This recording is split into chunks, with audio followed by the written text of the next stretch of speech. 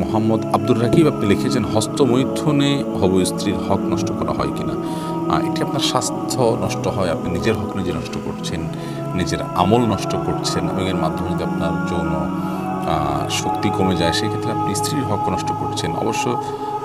অবশ্যই সেই জন্য এটি নাজায়েজ এবং গুনাহের কথা, হারাম।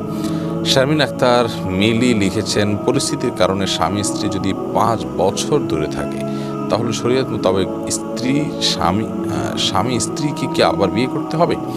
না, 5 বছর কেন, 10 বছরও যদি কোনো কারণে দূরে থাকে, তাদের মধ্যে বিচ্ছেদ বা তালাক না হয়, তাহলে তারা পুনরায় বিয়ে করতে হবে না, তাদের সম্পর্ক টিকে থাকবে তালাক না হওয়া পর্যন্ত।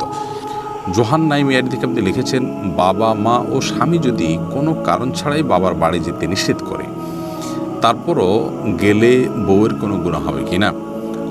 বাবা মা বা স্বামী তিনজনের কোনো একজন যদি আপনাকে কোনো কারণ ছাড়া বাবার বাড়ি যেতে নিষেধ করে, আপনি তাদের সে নির্দেশ মানবেন না, কারণ লা তাআতা লি মাখলুকিন ফি মাসিয়াতিল খালিক। আল্লাহ তাআলার ইবাদতের বরখেলাফ হয়, আল্লাহর অবাধ্য হতে হয়, এরকম কোনো কাজ করতে গিয়ে, কারোর কথা মানতে গিয়ে এরকম কোনো কাজ করা যাবে না। অতএব আপনি বাবা মার প্রতি সুসম্পর্ক বজায় রাখা, তাদের প্রতি ভালোবাসা প্রদর্শন করা, তাদের সাথে সংযুক্ত থাকা, এটা আপনার রক্ত সম্পর্কে মানুষের প্রতি সংযুক্ত রাখার যে কর্তব্য তার অংশ। যদি স্বামীর আগারাই করে, তার অগোচরে করবেন, তা থেকে আড়াল করে করবেন, তারপরেও আপনি সম্পর্ক রক্ষা করে চলবেন। আবার এর মানে এই না যে প্রতিনিয়ত আপনাকে কথা বলে যেতে হবে, আপনার তাদের সাথে যোগাযোগ করতে হবে।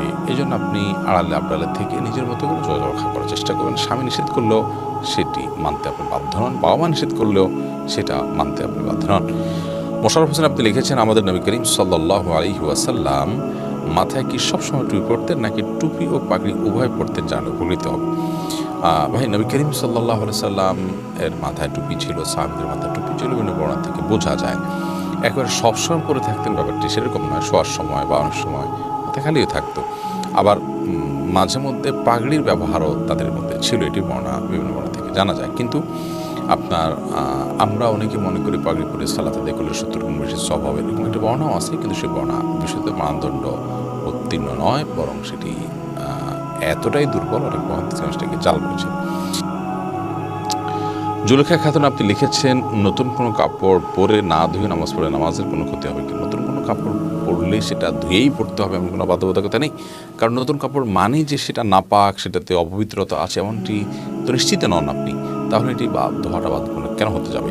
তবে হ্যাঁ, আপনারা যদি নতুন কাপড় কেনার পর দেখলেন যে সেখানে কোনো নাপাক আছে, তাহলে ওই জায়গায় সেই নাপাকটা ধোয়াটাই হলো আবশ্যক। অতএব শরীরের দৃষ্টিকোণ থেকে নতুন কাপড় ধুয়ে পড়তে হবে এমন কোনো বাধ্যবাধকতা নেই।